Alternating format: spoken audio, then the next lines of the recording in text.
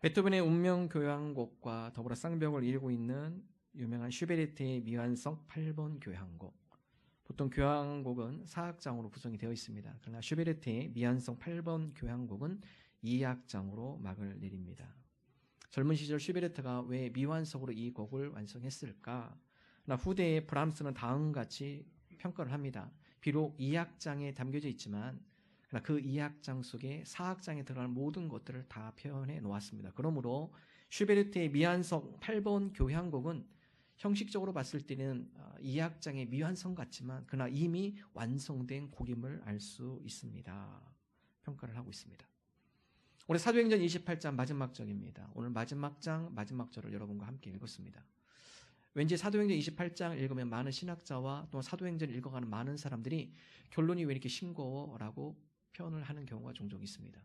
사도 바울이 그렇게 꿈꾸었던 하나님 나라가 복음이 로마까지 펼쳐졌는데 그동안의 1차, 2차, 3차 선교 사역에는 많은 극적인 사건들이 일어나죠.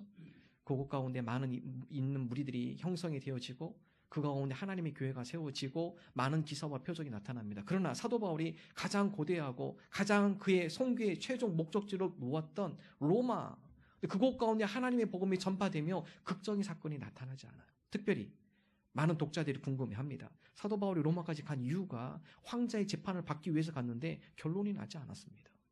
황제가 과연 로마로 간 바울에 대하여 어떤 결론을 냈는가?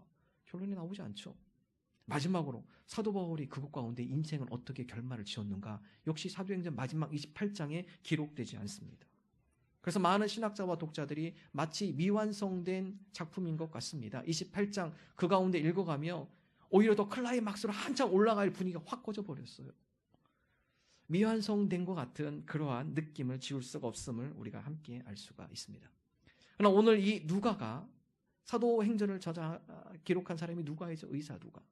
누가가 사도행전 마지막 28장을 다음과 같이 결론을 진 이유가 있습니다. 그것은 사도 바울보다도 더 중요한 메시지를 우리에게 남겨주기 위함입니다. 첫 번째, 오늘 미완성 같은 마지막 28장 사도행전의 결론을 통해 우리에게 더 강조하고 중요한 메시지를 던져주는 것은 무엇일까요?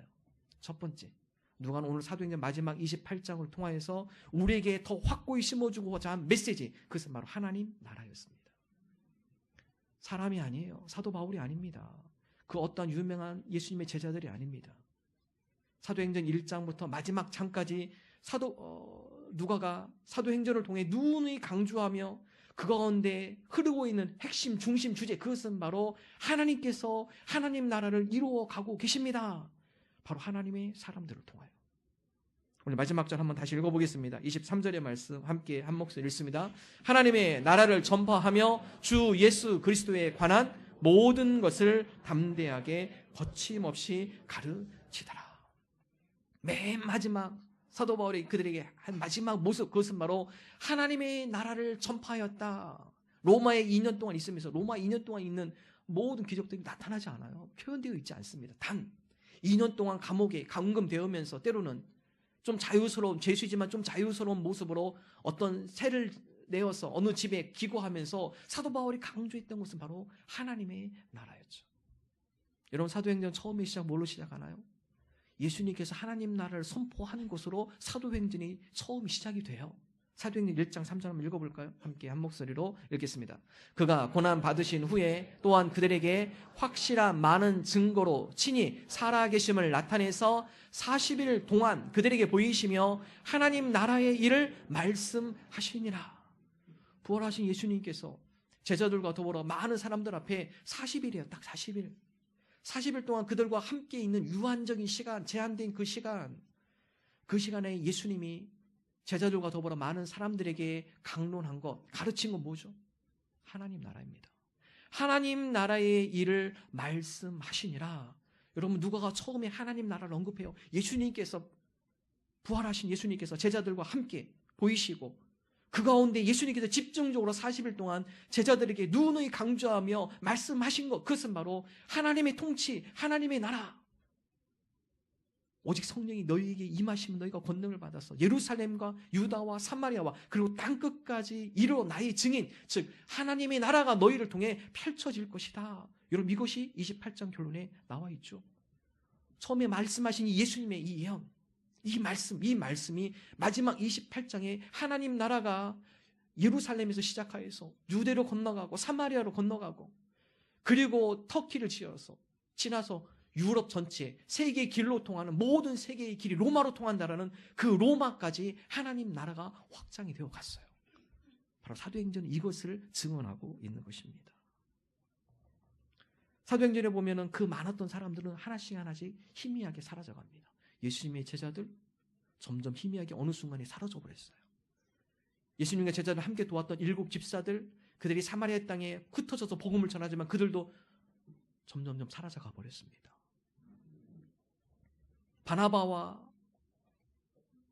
바울과 브리스길라와 아굴라, 디모데와 루디아, 실라, 그 모두도 그 다음 가운데 바울과 더불어 많은 복음의 사역을 했지만 그들의 이름도 점점점 사라져가 버렸죠. 등장하지 않습니다. 그리고 오늘 마지막 끝으로 바울입니다. 바울의 이름도 사라져가고 그 가운데 남은 것은 하나님의 나라였습니다. 하나님께서 바로 이러한 사람들을 통해 하나님께서 어떻게 하나님 나라를 확장하시며 하나님 나라가 그 가운데 세워지며 하나님 나라가 그 가운데 얼마만큼 전파되어져 있는지 사도행전이 우리에게 말씀하고 있습니다. 여러분, 그렇습니다. 우리가 성도로 살아가는 것은 우리를 통해 하나님 나라가 드러나는 것입니다. 우리 자신이 드러나는 것이 아니라, 나의 이름이 드러나는 것이 아니라, 나의 업적이 드러나는 것이 아니라 오늘 나를 통해 하나님이 드러나기를 원합니다. 오늘 나를 통해 하나님의 영광이 드러나기를 원합니다. 오늘 나를 통해 하나님의 흔적들이 남겨지기를 원합니다. 여러분, 이것이 바로 성도의 삶이죠. 헨리 나우에는 그의 책을 통해 3가지를 우리는 연습해야 합니다. 3가지를 언급하고 있어요. 첫 번째, 작아지는 연습. 작아지는 연습을 해야 한다. 사람들이 작아지는 연습 싫어해요. 시간이 가면 갈수록 더 커지고 싶어요. 더 확장하고 싶어요. 그러다가 시험 당하고 그러다 망하죠. 작아지는 연습을 해야 한다. 2번째, 숨는 연습. 사람은 숨으려고 하는 게 아니라 일부러 앞으로 막 드러나려고 하죠. 자기를 보이려고 하고요. 마지막 3번째는 희미해지는 연습. 나는 점점 희미해지고 나를 통해서 일하시는 하나님의 사역과 하나님의 역사와 하나님의 나라는 더욱더 선명해지는 것. 이런 것이 바로 성도의 삶이죠. 오늘 저와 여러분 이 3가지 연습 잘하기를 원해요. 하나님, 우리는 점점 작아지게 하시고 그 가운데 주의 영광이 드러나게 하여 주옵소서. 우리는 점점 숨는 자가 되게 하시고 그 가운데 주 예수 그리스도의 이름이 높아지게 하여 주옵소서. 우리는 점점 희미해지지만 우리를 통해 하나님의 흔적들, 우리를 통해 하나님의 나라가 더 선명하게 드러나게 하여 주옵소서. 바로 이것이 성도의 삶, 하나님이 기뻐하시는 삶인 줄로 믿습니다. 하나님 나라는 어떤 나라인가? 사도 바울이 왜 그리 하나님 나라를 강조하며 마지막 그의 인생 가운데 최종적으로 하나님 나라를 거침없이 가르치고 하나님의 나라를 모든 사람들에게 만나는 사람마다 선포하며 나아갔는가? 그럼 하나님의 나라 2가지죠. 첫 번째, 하나님의 나라는 앞으로 우리가 갈 영원한 하나님의 나라예요. 그것은 천국, 영원한 세계. 그 첫 번째 하나님의 나라예요. 그럼 하나님의 나라는 이걸로 끝나지 않습니다. 하나님의 나라는 또한 이 땅 가운데 임한 나라예요. 하나님께서 통치하시고 다스리시고 우리가 하나님과 함께 함으로 하나님께서 우리를 지키시고 인도하시고 보호하시고 섭리하시는 하나님의 섭리, 하나님의 통치, 하나님의 역사하심, 우리가 그것을 맛보며 살아가는 것, 이것이 바로 하나님 나라를 살아가는 사람들이에요. 우리 성도들은 바로 이 하나님 나라를 맛보며 살아가는 겁니다. 우리의 힘으로, 우리의 의지로, 우리의 계획대로 이루어가는 것이 아니라 우리 가운데 섭리하시는 하나님의 손길을 우리가 믿음의 눈으로 보는 거죠. 그 하나님의 손길을 우리가 믿음의 삶 가운데 체험하는 것입니다. 하나님 오늘도 우리 삶 가운데 동행하여 주시고 우리를 오른 눈동자같이 지켜주시고 꺼져가는 심지 같지만 끄지 않으시고 거의 상한 갈대에서 부러질 듯 하지만 부러뜨리지 않도록 우리를 붙들어 주시는 하나님의 거룩한 손길, 하나님의 은혜, 우리가 그 하나님의 손길을 우리 삶 가운데 믿음으로 고백하며 나아갑니다. 여러분, 이것이 바로 하나님의 나라예요. 하나님께서는 우리가 그러한 삶을 살기를 원하세요. 하나님의 은혜를 맛보며 하나님의 도우심과 섭리 가운데 살아계신 하나님을 우리의 믿음으로 고백하며 하나님의 은혜 가운데 거하는 하나님 나라를 맛보는 삶, 여러분, 그것이 진정한 천국이고요, 그것 가운데 진정한 평안과 기쁨과 자유함을 우리가 누릴 수가 있습니다. 여러분, 특별히 오늘 말씀이 사도행전 28장, 오늘 이 현장의 로마의 상황은요, 그 당시 로마 황제는요 신입니다. 신. 그래서 가스펠 복음, 그 당시에 가스펠 하면요 그리스도인들만 복음, 하나님이 기쁜 소식이겠지, 많은 주변에 있는 사람은 가스펠 복음 기쁜 소식, 그것은 무엇이 기쁜 소식이냐? 황제가 기쁜 소식이에요. 황제. 그래서 로마가 다른 여러 나라를 지배하면서 두 가지를 요구하죠. 자율권을 많이 줍니다. 첫 번째는 황제를 신으로 섬겨라. 두 번째는 세금 잘 내라. 이 두 가지만 잘하면요 자치권을 줬어요. 그 다음에 너희들이 알아서 해. 너희들이 왕을 모시든지 너희들이 그 가운데 정치 지도자를 하든지 마음대로 통치하는 이 두 가지는 반드시 지켜라. 황제를 신으로 섬길 것, 로마가 너희들한테 제공한 세금을 철저히 잘 낼 것. 여러분 그 당시 로마가 대략 어느 통계에 보면 2만 명, 로마 시민이 2만 명이라고 보고 있고요. 노예가 100만 명입니다. 여러분 생각해 보세요. 시민권자가 2만 명이고요. 나머지 그 비시민권자, 노예로 왔거나 이방인이 왔거나 그 사람이 100만 명이에요. 그래서 최소한 한 사람이 5명 이상의 노예를 끌고 다녀요. 여러분 5명이 여러분을 보좌하며 섬긴다면 여러분 어떠시겠어요? 난 안 움직여도 돼요. 뭐 설거지 고민 안 해도 돼요. 빨래 안 해도 돼요. 청소 다 해줘요.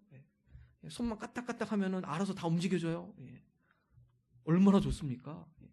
여러분 로마가 그러다 보니까 타락으로 들어가요. 여러분 그게 좋은 게 아니더라고요. 역사에 보면 물질적으로 풍요하고 노예들을 많이 거느리고 그러니까 사람이요 육체적 쾌감, 육체적인 자극적인 것 이런 쪽으로 빠져들어가요. 로마의 원형 경기장이 세워지기 시작하고 원형 경기장에서 못된 짓 많이 하죠. 노예들을 시켜서 전투를 시키고 가상 전투를 시키고 짐승들과 서로 싸움을 시키고, 그리고 원형 경기장에 그들은 먹을 것을 갖다 놓고 그것을 먹으면서 희닥거리며 사람이 죽고 노예가 죽어가는 그 현장 가운데 그것을 목격하며 즐거워하는 로마 시민의 잔인한 모습들. 물질적으로 풍요해지고 여러분 세금만 걷어도요 먹고 사는 걱정이 없습니다. 수많은 노예들이 모든 일들을 다 해줘요. 자기네들 노동 안 해도 돼요. 집에만 가도 모든 노예들이 모든 것들을 다 옆에서 섬겨줘요. 로마 사람들은 이것이 바로 복음입니다. 우리는 황제로 인하여서 이런 안락한 삶을 누립니다. 이곳이 바로 지상 낙원입니다. 많은 사람들이 로마를 집중하고 로마로 가려고 그래요. 사도 바울이 거기에서 작은 불씨를 일으킵니다.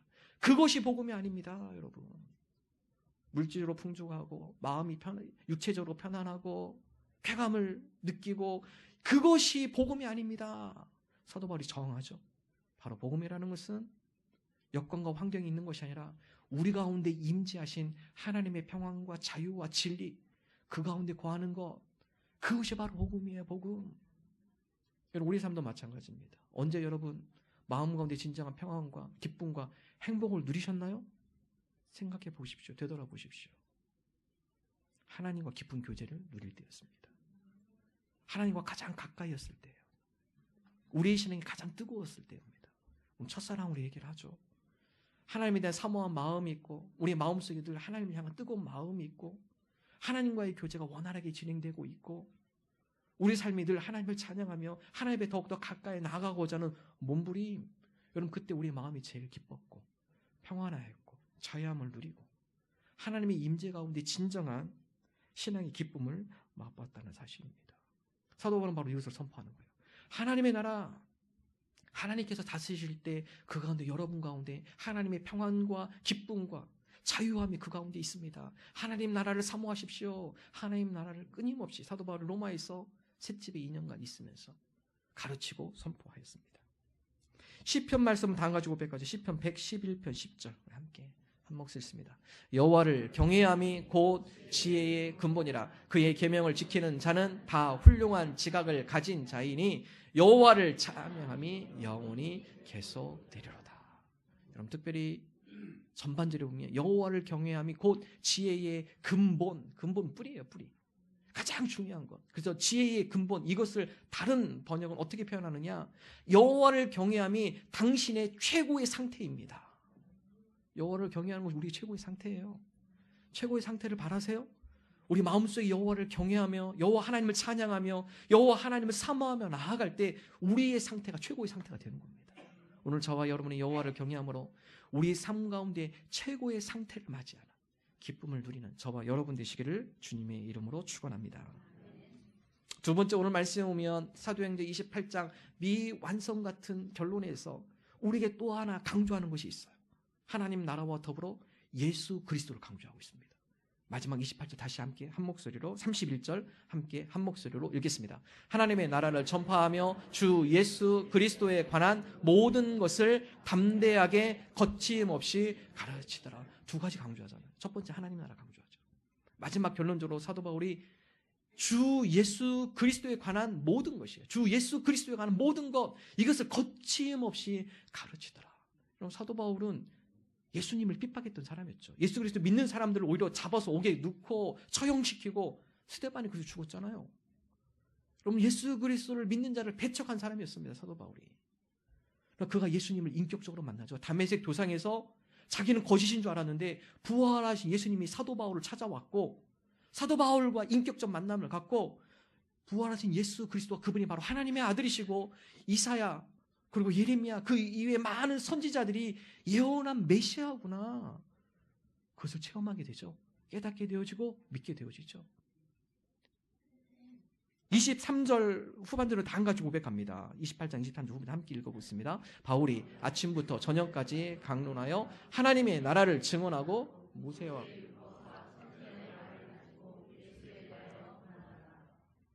선지자의 말, 율법.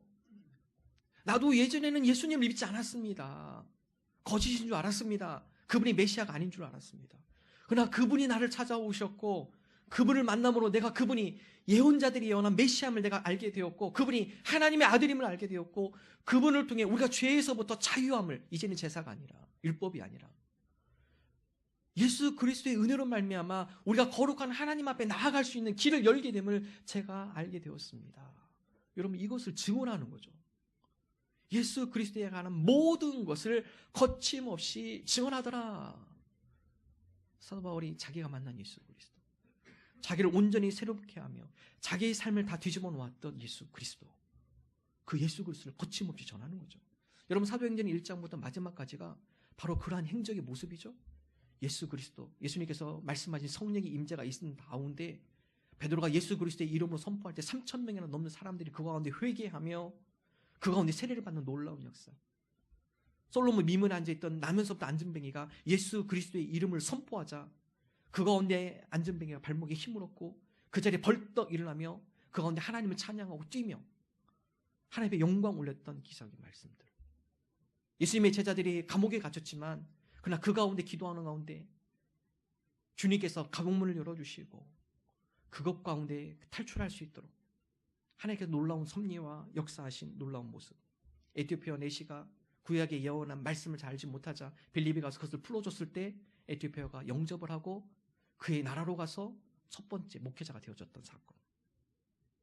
고넬료가 예수 그리스도의 복음을 통해 그가 변화가 되어지고 1차, 2차, 3차 선교를 통해 가는 곳곳마다 이스곤, 리스트라, 고린도, 에베소, 빌립보 가는 곳곳마다 예수 그리스도의 이름이 선포되어지며 그 지역에 있는 죄악들이 무너지기 시작하며 하나님의 거룩한 교회들, 성도들이 세워지는 놀라운 모습.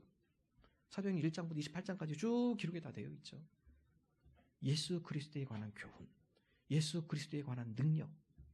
사도 바울이 이것을 마지막으로 증언을 하고 있습니다. 다음같이 믿음을 고백하죠. 고린도 후서 5장 17절 함께 한 목소리 읽습니다. 그런즉 누구든지 그리스도 안에 있으면 새로운 피조물이라. 이전 것은 지나갔으니 보라 새 것이 되었도다. 그래서 새로운 피조물, 이것은요 헬라어로는 크티시스라는 단어 씁니다. 크티시스. 이 크티시스라는 단어는요 하나님의 창조 행위입니다. 누구든지 그리스도 안에 있으면 새로운 피조물이 되는데 이 새로운 피조물이라는 것은 하나님의 창조 행위가 그 가운데 일어나는 거예요. 그리스도 안에 있습니다. 내 힘, 내 의지, 내 습관으로 변화되는 것이 아니라 하나님께서 내 가운데 임재하셔서 나로 하여금 내가 할 수 없는 일들을 하게 해주시고 끊을 수 없는 것들을 끊게 해주시고 변화되지 않는 나의 모습 가운데 하나님의 거룩한 창조 행위가 일어나서 내 자신이 삶이 변화되어지는 놀라운 역사. 새로운 피조물은 바로 그거예요. 그리스도 안에 있으면 그 가운데 우리가 새로운 피조물이 된다. 보라 이전 것은 지나갔다. 새 것이 되었도다. 이전 것 나의 과거의 모습은 허물은 벗겨지는 겁니다. 새로운 모습으로 변화가 되어지는 것입니다. 기독교의 위대한 성자 성 어거스틴, 그는 탁월한 웅변가였고 또 학자였습니다. 그의 어머니 모니카가 많은 기대를 했죠. 그래서 그를 유학을 시키고요. 그런데 그가 젊은 나이에 학문의 지적 요구가 너무 크다 보니까 많은 것들을 섭렵하면서 이단에 빠져요. 이단에 빠지고 그의 삶은 방황한 삶으로 계속 빠져들어갑니다. 그의 어머니가 어거스틴을 위해서 눈물을 흘리며 기도하며 이 이단에서 만일교에서 벗어나기를 원하고 또 그의 방탕한 삶, 술과 도박과 여러 그의 방탕한 삶에서 그가 새로워지길 바라지만 되지가 않아요. 변화가 되지 않아요. 그런 가운데 어거스틴도 그의 스스로 변화를 갈망해요. 내가 이 방탕의 삶에서 벗어나고 싶은데 내 힘으로 되지가 않습니다. 그가 만유교에서 빠져나와서 다시 하나님에 대한 갈망을 갖습니다. 그래도 그의 마음이 변화되지 않아요. 2년 그가 늘 눈물을 흘리며 왜 나의 삶은 이곳에서 벗어날 수는 없을까? 내가 왜 이 방탕한 삶에서 내가 빠져나올 수 없을까? 간절한 갈망이 있지만 바람이 있지만 소망이 있지만 이미 발을 들여놓고 어둠에 방탕에 그의 삶 가운데 빠져들어간 삶은 빠져나올 수가 없었습니다. 그러던 그가 밀란이라는 정원이 이렇게 거닐고 있는데요. 옆집 담 넘어서 애들이 노래하는 소리가 들려요. 애들이 노래하는 소리였는지 아니면 천사가 자기한테 준 소리였는지 확실히 구분이 안 되지만 분명하게 그의 귀에 들려옵니다. 톨레레게 톨레레게 들어라 그리고 읽어라. 들어라 읽어라. 듣고 읽어라. 들고 읽어라. 이 이야기 도대체 무엇을 들고 읽으라는 건가? 들어가서 얼른 성경을 폈습니다. 그리고 그 가운데 딱 펴서 첫 번째 나온 말씀이 로마서 13장 13절 14절 함께 한 목소리 읽겠습니다. 나저와 같이 단정히 행하고 방탕하거나 술 취하지 말며 음란하거나 호색하지 말며 다투거나 시기하지 말고 오직 주 예수 그리스도로 옷 입고 정욕을 위하여 육신의 일을 도모하지 말라. 정확했어요. 2년 동안 갈망하며 하나님 나로 하여금 이 죄악의 수렁에서 내가 자유하기를 원합니다. 벗어나기를 원합니다. 그의 의지와 그의 행동을 할 수가 없었습니다. 그런데 그 말씀이 들리는 가운데 그 말씀이 자기 심령 가운데 비추어지고 그 가운데 그리스도로 옷 입는 그런 과정 가운데 그의 삶이 한순간에 180도 바뀌어버려요. 놀라운 변화죠. 그리스도로 옷 입고 정욕을 위하여 육신의 일을 도모하지 말라. 여러분 우리가 누구든지 그리스도 안에 있으면 그리스도 안에 있다라는 것은요 그리스도와의 동행이에요. 내가 주님과 우리 매일의 삶 가운데 동행하면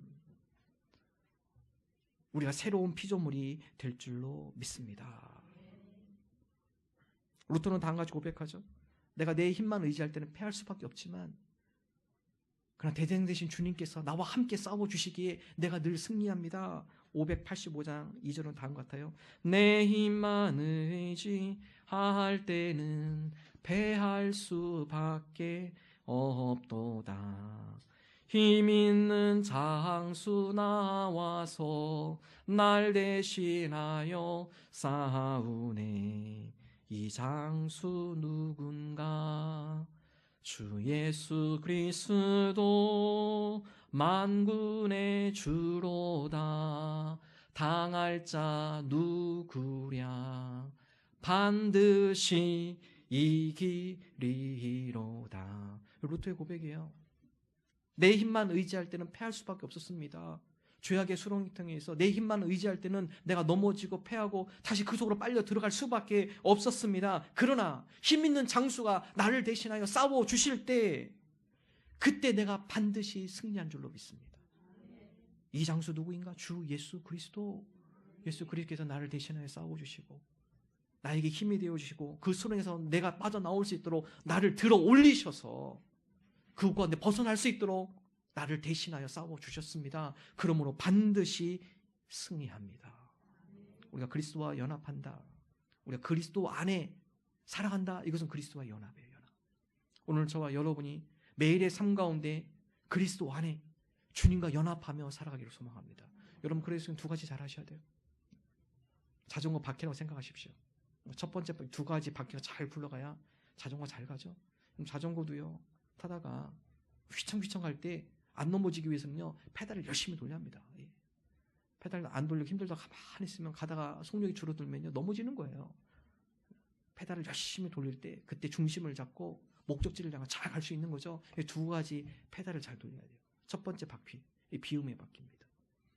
하나님 우리 가운데 있는 잘못된 생각들과 우리 마음에 있는 죄악의 마음들과 하나님이 기뻐하지 않는 우리 마음속에 있는 생각들, 우리 행동들, 하나님 이것을 잘 비우게 하여 주옵소서.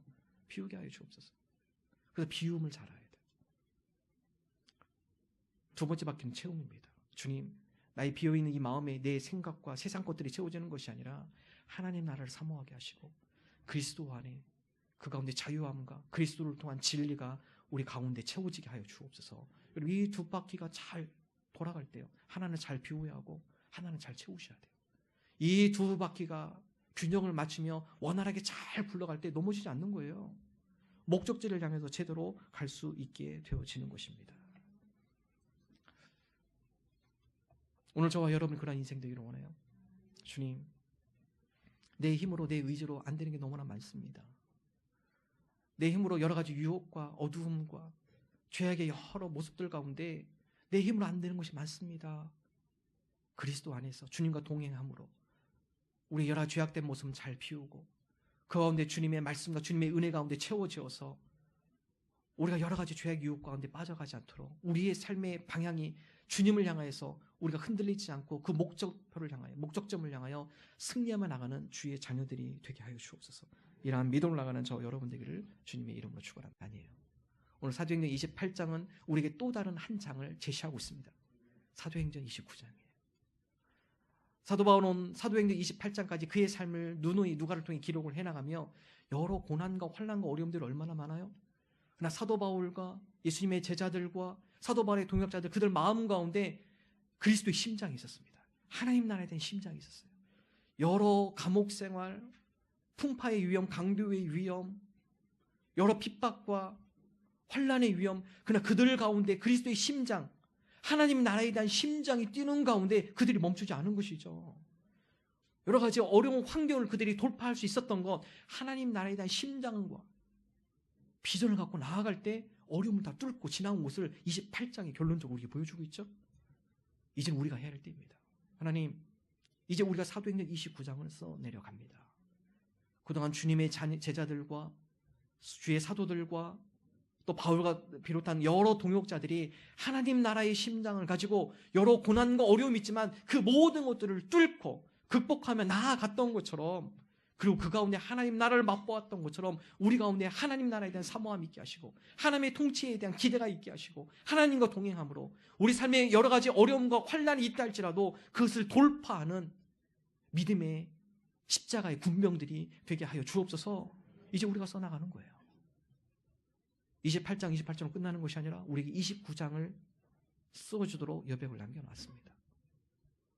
하나님, 우리가 그러한 주의 도구들이 되게 하시고 우리 삶 가운데 어떤 어려움과 어떠한 시험과 어떤 두려움이 있다 할지라도 하나님 나라의 심장이 멈추지 않게 하시고 주의 나라에 대한 사모함이 멈추지 않게 하여 주시고 하나님을 경외함이 우리 마음 가운데 고동치게 하여 주시사 주님의 나라를 우리가 사모하며 그 나라를 꿈꾸며 그 나라를 이루어 나가는 주의 자녀들이 되게 하여 주옵소서. 이러한 믿음으로 나가는 저와 여러분 되기를 주님